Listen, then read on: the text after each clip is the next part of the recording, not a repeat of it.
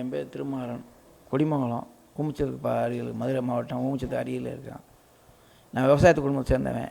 என் மகன் வந்து சிறு வயதுலேருந்து ரொம்ப ஆர்வமாக இருப்பான். அத்லட்டில் ஓடிக்கிட்டு ஆடிக்கிட்டு திரிப்பான். அப்போ ரொம்ப அத்லட்டில் ஓடிக்கிட்டு இருந்தேன் அப்புறம் ஒரு இது வேர்ல்டு ஃபெடரேஷன் மாதிரி ஒரு ஈவெண்ட் வந்துச்சு. அப்போ 10 வயசில் அப்போ ரேஸ் கோர்ஸ் கிரவுண்டில் கூட்டிகிட்டு போய் விளையாட போகும்போது அப்போ லாங் ஜம்ப் தவணோடனே அன்றைக்கே மெடல் அடித்து அன்றைக்கி கேஷ் அவார்டாக 6000 ரூபா கொடுத்தாங்க. அதுதான் அவனுக்கு ஊக்கத்தொகை ஃபஸ்ட்டு.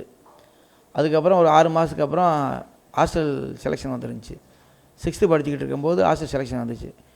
அப்படியே டக்குன்னு என்ன செஞ்சேன், அப்படியே செலெக்ஷன் போட்டிருந்தோம். ஃபஸ்ட்டு மதுரையில் ஓடினேன். அதுக்கப்புறம் திருநெல்வேலியில் ஓடினேன். திருநெல்வேலியில் ஃபஸ்ட்டாக வந்துட்டேன். அப்போ ஹாஸ்டல் செலெக்ஷன் வந்து சென்னையில் வச்சுருந்தாங்க.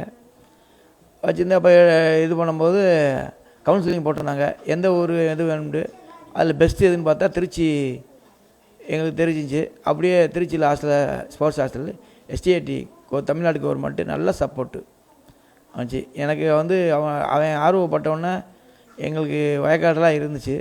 இப்போ 2 ஏக்கருக்கு மேலே ஒத்துருக்கேன். அவன் இவ்வளோ வளர்ச்சிக்கு என்ன வேணாலும் செய்வான். பிள்ளைகளுக்கான தானே. மூத்தவன் வந்து ஃபுட்பாலு.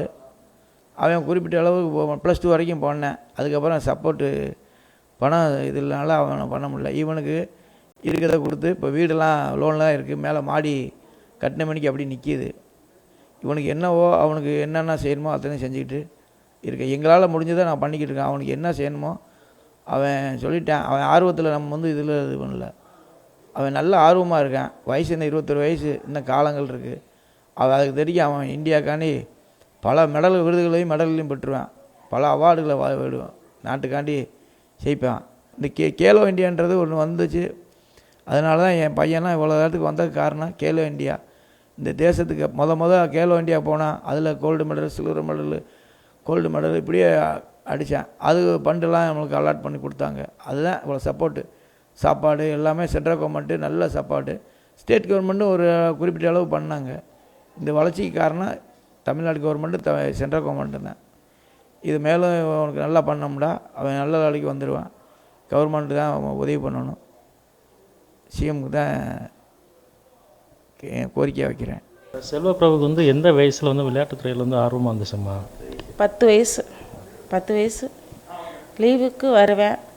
இப்போ ரொம்ப கொஞ்ச காலம்தான் நாங்கள் பார்த்தது. அங்கே தான் ஹாஸ்டலில் தான் இருந்தேன். நான்டாலும் இப்போ பெங்களூருக்கு வந்திருந்தேன். அப்போ போய் பார்த்துட்டு வந்தேன்.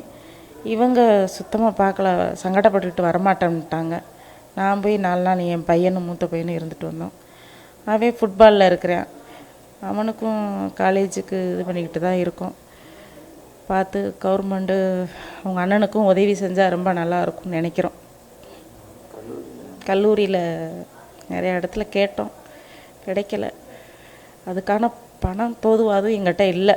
எல்லாமே இது கேட்குறாங்க. மேற்கொண்டு படிக்கணும்னு ஆசைப்பட்றேன். மூத்த பையன் செல்வப்பிரபுவோட அண்ணன். எங்களுக்கு பணம் கட்டுறதுக்கு தோதுவாது இல்லை. அரசுக்கு எந்த மாதிரி கோரிக்கை வைக்கிறீங்க? பொருளாதார அடிப்படையில் இந்த வீடெல்லாம் லோனில் தான் இருக்குது. வீடு மேலே கூட மாடி எடுத்து அது அப்படியே நிற்கிது.